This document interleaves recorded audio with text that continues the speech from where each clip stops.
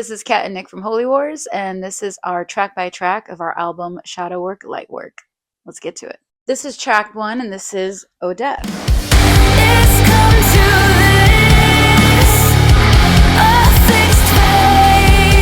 This song is really an ego death. It starts, obviously it talks about physical death as well, because this whole album is a grief and rebirth, death rebirth album.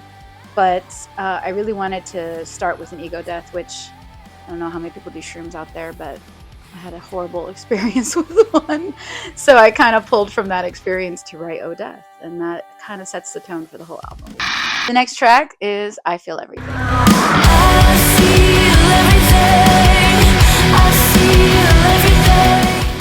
This one I remember we wrote when we were in Joshua Tree. We were living there at the time, and we were writing the album, and we had a really great setup there. So Kat was making breakfast, I think, and simultaneously I was working on this song, and I had the riff, the kind of chromatic sounding riff, and I said, hey, put those eggs down. Stop sizzling that bacon. Come here, check out what I'm working on. Let me know if you think this is cool. Kind of went like that a little bit. I do know. Or my memory is that she came in and she was like doing the stirring the batter.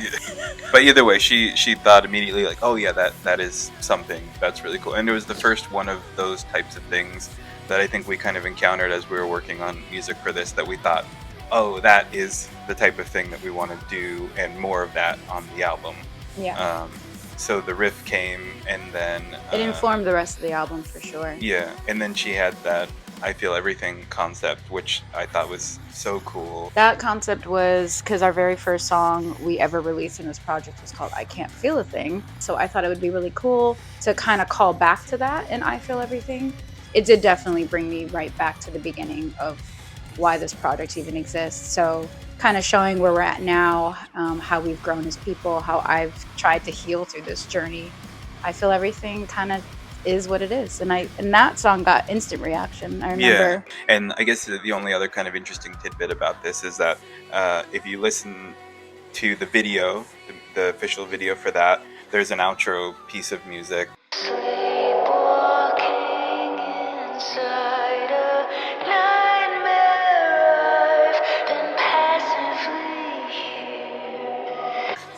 That used to be right in the middle of the song. So for a while we had like, the song as you know it, and then this complete left turn, and then back into the song, and it's a very, very difficult maneuver to pull off. Eventually we decided to only include it in the video, but it's actually one of our favorite things we've ever written, and it only exists there. It is good for the music video, and we may bring it back as like an interlude at some point. And that is I Feel Everything. We're also going to clip stirring the batter. Yeah. That'll be like, like at shows, it'll be like stir, like start the pit, but it'll be her. Shadowwalker.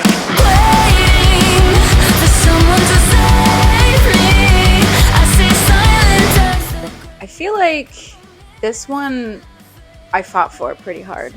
I felt like this, I knew I wanted that shadows live inside my head, I'm a walking deep fake, walking dead. Like I wanted something hooky like that.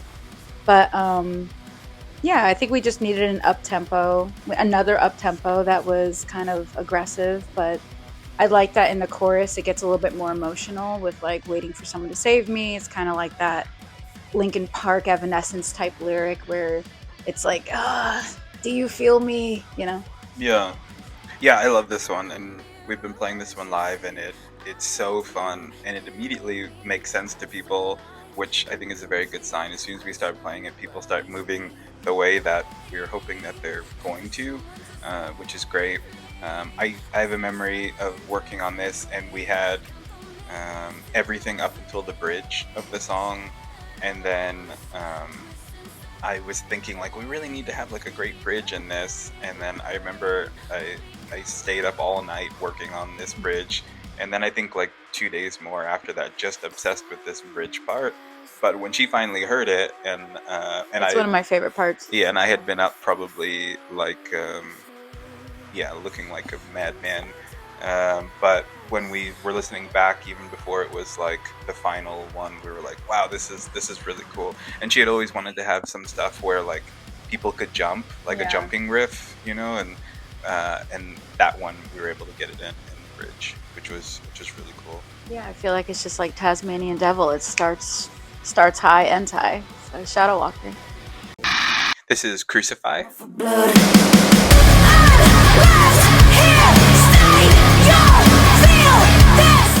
Crucify is a song that we wrote with Cody Quistad from Wage War, who we have always been really into what he does, and we got connected with him. Cody is such a great producer, writer. The song came together in about an hour and a half, and it sounded really great.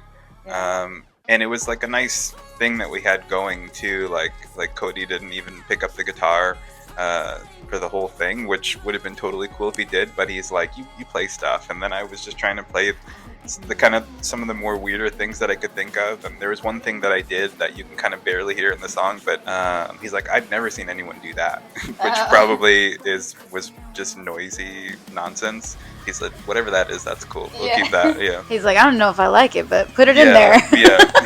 And it's barely in there, but it's in there. Yeah, no, I remember that session was very easy, very quick.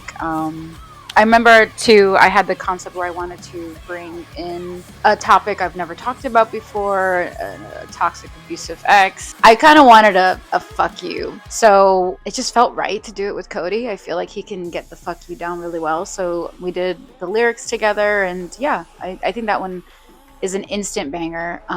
That was actually the first song that we ever did write for the album. We just didn't know at the time it was going to be on the album. We were just writing a song. But it really did make sense in the concept of everything. And going from the shadow to the light, I really felt it really mattered, like story-wise, because that was a very traumatic part of my past that I have yet to fully heal. So that song was kind of taking my power back in a way. Taking my power back, bitch! I don't know what that was. This is Skin Deep. Desire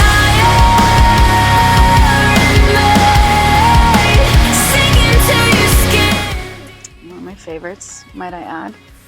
Skin Deep almost never made the cut.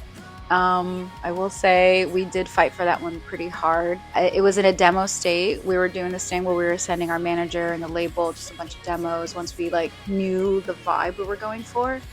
And early on we were like, yeah, I don't know, I don't think that one fits in this. Like they liked the song, but they didn't think it fit. And then after we were like, no, we're gonna do it.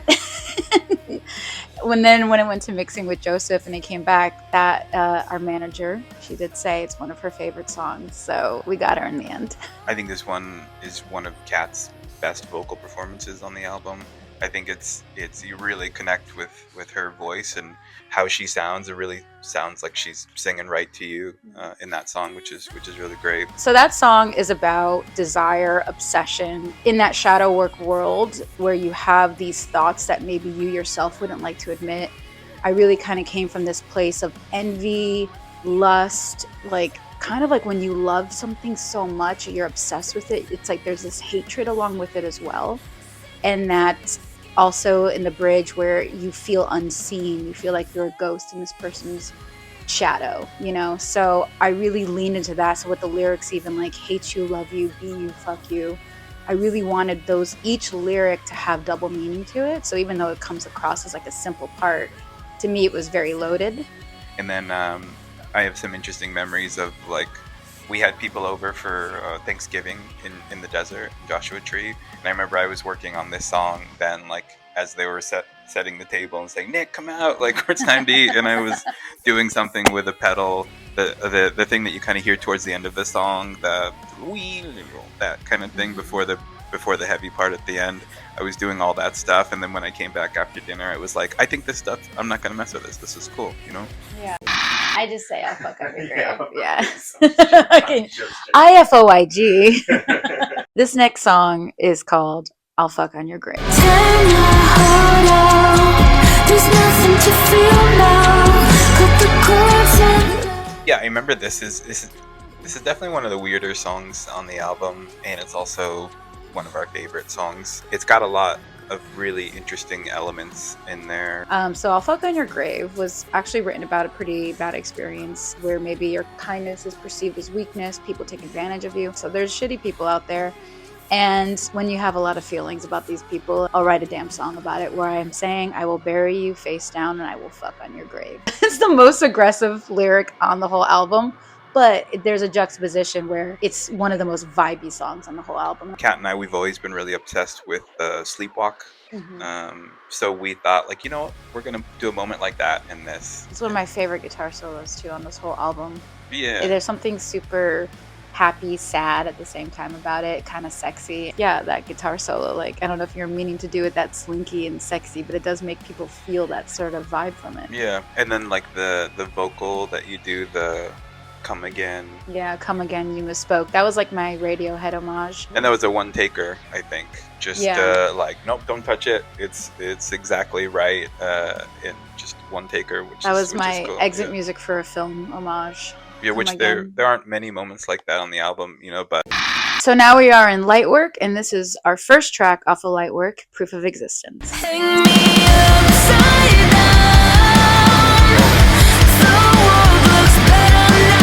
So automatically with Lightwork, the feeling starts to shift a bit more brighter sounding, more up-tempo.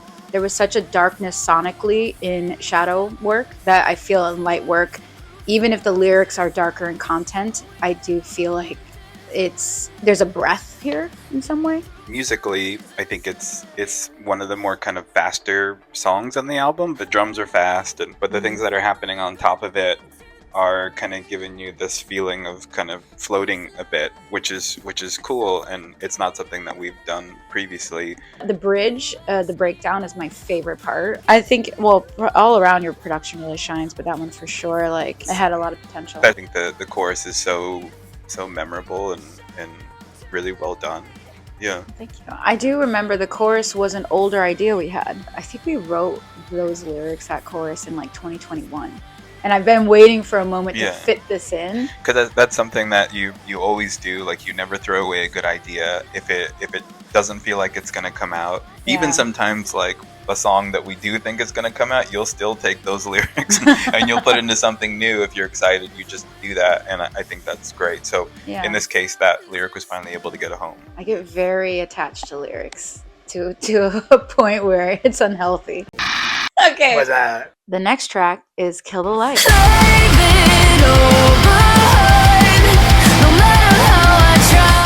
We have with us today Josh Gilbert. Hello. Who was such a big part in the song that we are happy to have you here to talk about it. Let's get into how it started, yeah? Yeah, I think, from what I remember, because that song kind of came around and then we didn't talk about it, for about a year? It was a like minute, yeah. You were touring a bunch too, so we had half of it written. We didn't have the bridge at that point. That's right. So, but we knew early on, like, it was a speed run. No matter what, everyone's like, well, definitely Kill the Light, of course. So I think the time it took was more just scheduling conflicts, but we knew from the very beginning that one was going to be a big one.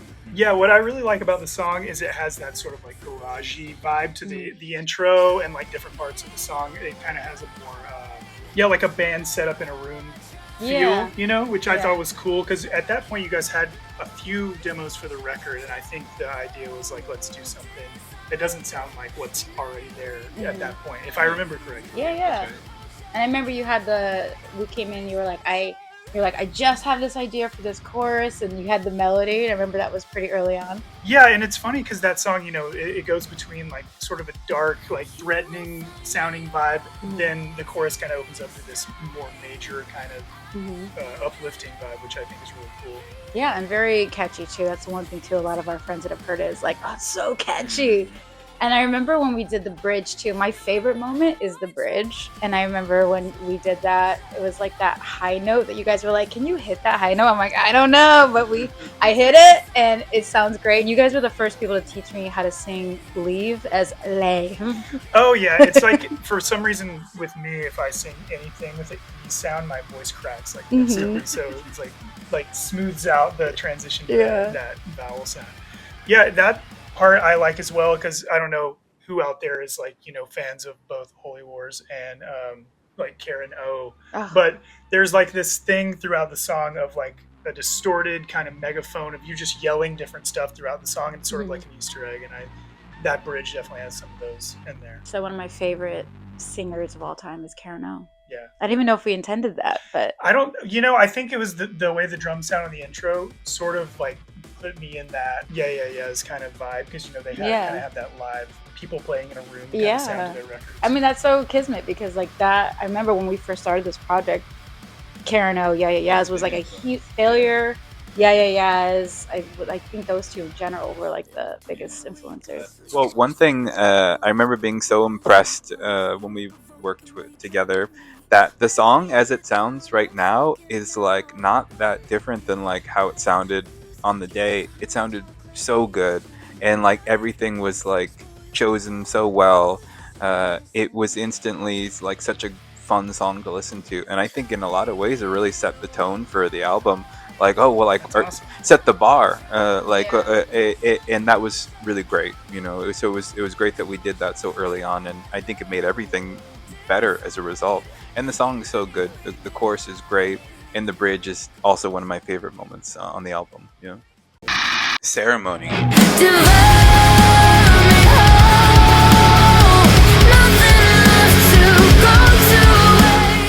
When we got that song back from Joseph, who mixed the album, that one, admittedly, like I had a tear in my eye when I heard it. It was so right. Everything about it was like, oh my gosh, this is perfect. But I remember we handed in our first batch of songs, and there was a few standout tracks at that time, but they were like, I don't know, like I feel like you guys gotta go deeper. And I think we just had this like piss and vinegar attitude. We're like, we're gonna show them. And then we wrote Ceremony. And then I remember when we sent it to our manager, she instantly was like, wait, what's this song? I really love it. So Ceremony lyrically, it's kind of about that death rebirth.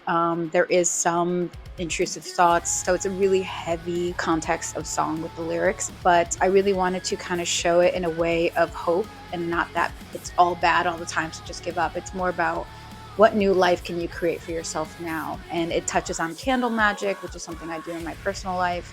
So I really loved like the imagery of lyrics, wax in my veins, I'm candlelight. It's meant to feel empowering, and though that starts from a very sad place, this song, I do feel it gets to this empowerment that I know is that chill-inducing thing we've been wanting in all of our music, and hopefully gives. So, and I think the body of music that he created around it is just perfection. I know that like at this point, we're still in the desert working on music. I had been thinking a lot about, the pace that we're going at and the progress that we're making. And then we came up with this idea that we need to get a lot more music done, but like we also need to not get hung up on all like the details. So I said, okay, how about instead of working on one song for like a week, we're going to do as many songs as we can per day, but we're only going to go up to the second verse. And then we'll stop. We'll take half an hour. I'll bounce it, and we'll listen to it tomorrow. And so we did like 6 or 7 songs in a week, which for us was like if you look on a graph of productivity, it was like through the roof. Yeah. Which that batch of music gave us: Ceremony, Skin Deep, Proof of Existence, and a bunch of other ones that no one will ever hear. But that's why this one sounds different, is because like after you've done so many songs, like if it's the third song you've done that day, you're like, I have to do something different than the last two. So by the time we got to that first chorus, we were thinking like, well, we haven't done this yet, like the thing where the guitar kind of like fades in and does this kind of cool like EDM kind of approach to the chorus. That's something we've never done, and we certainly haven't done it this week. So you just start getting more creative with like ideas on how you want to do this. So we sent that one in, and immediately we just thought it was cool. But when we could hear it through other people's ears, then we thought, wow, this is special. Yeah. And then we debuted it live for the first time in Europe on that tour, and we did festivals, and we did a run with Kitty. And instantly they started jumping on it and started like moshing, and it was an instant reaction that even afterwards, we would get DMs and comments like, hey, when's that new song that you said's on release? When is that coming out? So all of that just kind of built this momentum that we knew that this song was going to be bigger than, just like a cool song. This is Everything You.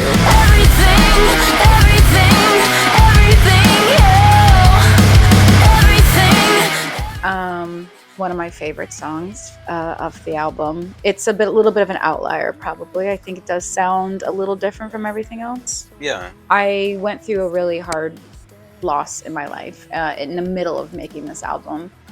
I don't even think I fully processed yet, but my sister had unexpectedly passed. And after I took my time, to just kind of be alone in that and be with my family, I knew it was eventually we'd have to get back to this album. And there was just nothing I could sing about that was of any importance. So we worked with our buddy Curtis Peoples, who has written many songs with us before and other projects, or he even was a part of Cult Classic. So I kind of felt very comfortable with him about especially a context like this. I think we both came in with like a yes attitude that anything was going to work that day. So Curtis came up with that chord progression, which I love those chords, and it's probably a chord progression that I would have said like, oh, we shouldn't do that one, we have to do something trickier. But when Curtis played those chords that day, I thought, this is perfect, and I know exactly what we should do around that day. And it was really about like you and Curtis talking about the lyric and the story and everything. Everything seemed like really easy and fun about doing the song, which is what we needed at that time. Definitely, yeah. But I also feel too, like, even though like that is my personal story to the song, lyrically, we really did try to make the lyrics accessible, even though I do say my bloodline is cold and stuff like that, but I really tried to be more metaphorical with the lyrics, and then with the chorus saying, this lie, I want to believe it, everything you. That I really wanted it to be where the listener can put their own experiences with that lyric, even though I know my meaning of this lyric. So, I don't know, that song just makes me feel cathartic in so many ways. And that is Everything You. Holy Unholy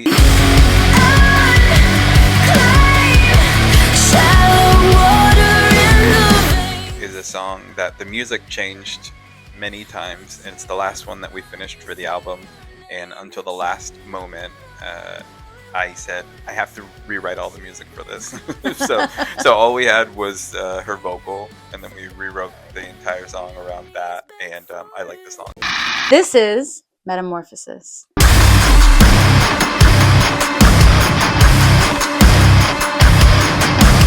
This one is a more industrial sound. We wrote it with our friend Holden, the top line, who's super talented, and we wanted something that's more of a vocal exploration with the melody. So I remember that one came together pretty quickly on the top line. Yeah, and musically as well. It was a very, very fun song to make.